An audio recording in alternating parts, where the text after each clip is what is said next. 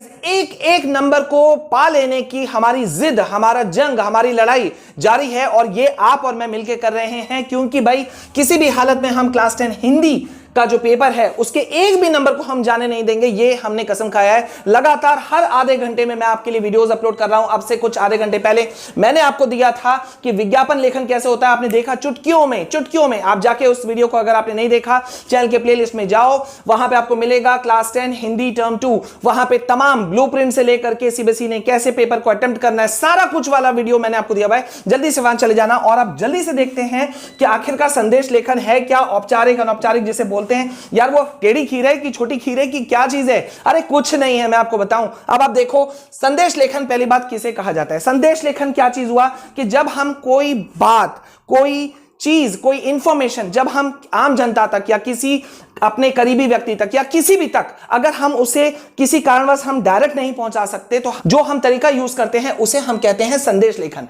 यानी कि हम संदेश को पहुंचा रहे हैं। अब ये संदेश लेखन कितने प्रकार के हैं? औपचारिक, अनौपचारिक। ठीक है, औपचारिक संदेश लेखन किसे कहा जाता है, कहां यूज होता है? आम जनता को जब कोई संदेश देना हो, अधिकारी या ऑफिस में, तो इसका यूज होता है। अनौपचारिक कहां यूज होता है? जहां कोई आपका करीबी हो, मित्र हो, रिश्तेदार हो, वहां। और पहले ही मैं आपको बता दूं कि भैया सिर्फ 40 वर्ड्स में आपको कंप्लीट करना है, तो कुछ भी नहीं है। अब मैं आपको दिखाता हूं इसका फॉर्मेट क्या है, फॉर्मेट, और मैं आपको एग्जांपल भी बता दूंगा। जल्दी से देखो औपचारिक संदेश लेखन कैसा होता है। सबसे पहले आपको ऊपर में शीर्षक यानी कि हेडिंग देना है, वो हेडिंग आप दे देना, अंडरलाइन उसे कर देना। और फॉर्मेट क्या कहता है कि भाई सबसे पहले आपको एक, जैसे ही आपने शीर्षक लिखा, एक लाइन छोड़ो, उसके बाद में तारीख लिखो। तारीख लिखने का फॉर्मेट ऐसा ही रहेगा, 16 मई, सपोज एक कॉमा दिए और उसके बाद में साल 2022। ठीक है, अब सुबह का वक्त है तो प्रातः, ठीक है, प्रातः। और अगर सायं का वक्त है, शाम का वक्त है, तो सायं 10 बजे, वो टाइम आपने दे दिया। फिर एक लाइन छोड़ा और फिर आपने किया संबोधन। ये प्रिय देशवासियों, ये देखो औपचारिक है ना, आम जनता के लिए है, अधिकारी के लिए, ऑफिस के लिए। तो मान लेते हैं हमारा जो है वो हम किसी आम जनता को जो हम कर रहे हैं संबोधन, तो प्रिय देशवासियों। फिर उसके बाद में बॉडी पार्ट जो है वो आएगा, उसे कंप्लीट करना, एकदम छोटे से शब्दों में लिख देना। और लास्ट में आप लिखोगे प्रेषक। प्रेषक क्या होता है? जब आपको नहीं पता कि संदेश किसके द्वारा भेजा जा रहा है, तो आप लिखते हो प्रेषक। तो जल्दी से आ जाते हैं अनौपचारिक संदेश की तरफ, जिसको कि व्यक्तिगत संदेश भी कहा जाता है। अब जैसे कि नाम से ही पता चल रहा है बच्चों की व्यक्तिगत संदेश यानी कि अनौपचारिक संदेश। व्यक्तिगत संदेश आप किसे करते हो? जो आपका करीबी हो, रिश्तेदार हो, मित्र हो, है ना। तो उसके लिए जब आप कोई चीज संदेश लिखोगे तो वो आएगा इस कैटेगरी के अंदर में। अब जैसे कि एक मान लो कि इसमें आपका बधाई संदेश है, तो आप हेडिंग क्या लिखोगे? बधाई संदेश। अगर आप कोई शोक संदेश भेज रहे हो तो क्या लिखोगे? शोक संदेश। और ये है इसका फॉर्मेट। फॉर्मेट कितना आसान है, मैंने पहले भी कहा, सिर्फ 40 वर्ड्स में लिखना है। और लिखना क्या है? आगे ऊपर सबसे पहले डेट लिखो। ऐसा डेट तो आप लेटर राइटिंग में भी लिखते थे, तो आपने लिखा 18 मई, 2022। ठीक है, सुबह का वक्त है तो प्रातः लिखना, शाम का वक्त है तो सायं लिखना। टाइम लिख दो, प्रातः 8 बजे मान लो, लिख दिया मैंने। अब आपने लिखा प्रिय श्याम। प्रिय श्याम लिखने के बाद में अगर आपका वो छोटा भाई है, ठीक है, तो आप अनुज भी लिख सकते हो, प्रिय अनुज श्याम। या बड़ा भाई है तो बड़ा के लिए अग्रज यूज हो सकता है, चाहो तो लिखो अनुज या अग्रज। अग्रज नहीं लिखना है तो मत लिखो, हटाओ। अब इसके बाद में आपने क्या किया? यहां पे आपने बॉडी ऑफ द लेटर आपने लिखा, ठीक है, जो आपका बीच का बाद है कि यार फलाना फलाना चीज है, ये चीज मैं आपको सूचित कर रहा हूं, वगैरह वगैरह। आपने जो बधाई संदेश है आपने दे दिया, ठीक है। अच्छा, प्रातः और प्रिय जो आपका यानी कि संबोधन जो है, प्रिय श्याम, इसके बीच में एक लाइन का गैप छोड़िएगा, ठीक है। अब नीचे पे आपने क्या लिखा? तुम्हारा बड़ा भाई, और फिर आपने अपना नाम लिख दिया कृष्णा। ये था आपका फॉर्मेट। अब मैं आपको एग्जांपल दिखा दे रहा हूं, जल्दी से मैं आपको एग्जांपल की तरफ ले चलता हूं और आप एग्जांपल देखो, आप ज्यादा अच्छे ढंग से समझ जाओगे, ठीक है। तो यहां पे जब हम चलते हैं, ये देखो, ये है जन्मदिन पर आपका शुभकामनाएं संदेश, ठीक है।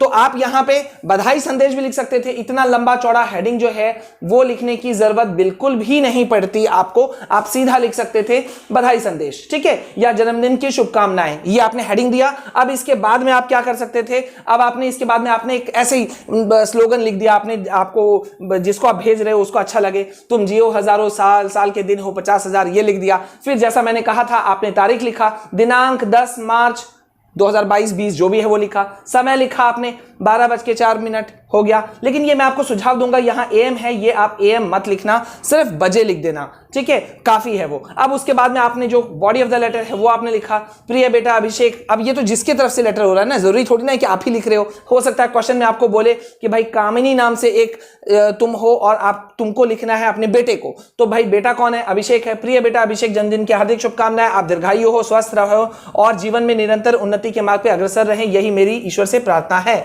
कामिनी, तुम्हारी मां कामिनी, ये भी आप लिख सकते थे, ठीक है। अब जल्दी से चलते हैं नेक्स्ट पर और देखते हैं हमारा नेक्स्ट क्या है। अब ये वो अभी जो मैंने आपको दिखाया था वो था अनौपचारिक वाला। अब औपचारिक का एक उदाहरण ले लेते हैं। स्वतंत्रता दिवस के शुभ अवसर पर देशवासियों के लिए एक संदेश लिखें। देखो संदेश लिखें, ऐसा हो गया, और सिर्फ 40 वर्ड्स में लिखना है। अब ये यहाँ पे भारत का जो आपका हमारा झंडा है, आदरणीय झंडा, वो है, तो आप इसको नहीं भी दोगे तो भी चलेगा, ये कोई जरूरी नहीं है बनाना। आपने ऊपर में क्या लिखा? सबसे पहले आपने अपना हेडिंग लिखा, शीर्षक लिखा, स्वतंत्रता दिवस पर शुभकामना संदेश, ये आपने लिखा। अब इसको सीधा सीधा आप कर लेना अंडरलाइन, ठीक है, ये आप जरूर करना, अच्छा लगता है देखने में। फिर जैसा मैंने कहा था, तारीख लिखा आपने, दिनांक 15 अगस्त 2020, 22 है, 22 लिख देना। समय जो जिस तरह से क्वेश्चन होगा आपका, उसके बाद में आपने क्या लिखा? Body of the letter. अरे लिखो सिंपल भाषा में, समस्त देशवासियों को स्वतंत्रता दिवस की हार्दिक शुभकामनाएं। आइए स्वतंत्रता दिवस के शुभ अवसर पर हम सब मिलकर के अपने देश को चहुमुखी विकास के मार्ग पर अग्रसर करने का दृढ़ संकल्प लेते हैं। और जिसके तरफ से अब यहां पे क्वेश्चन में दिया गया होगा मुख्यमंत्री, तो यहां लिखा हुआ है मुख्यमंत्री, ठीक है। और अगर नहीं हो तो क्या लिखना होगा? मैंने अभी बताया था, अगर नाम ना पता हो तो प्रेषक। बस ये है आपका सारा चीज जिसके लिए आप लोग अच्छा खासा परेशान हो रहे थे।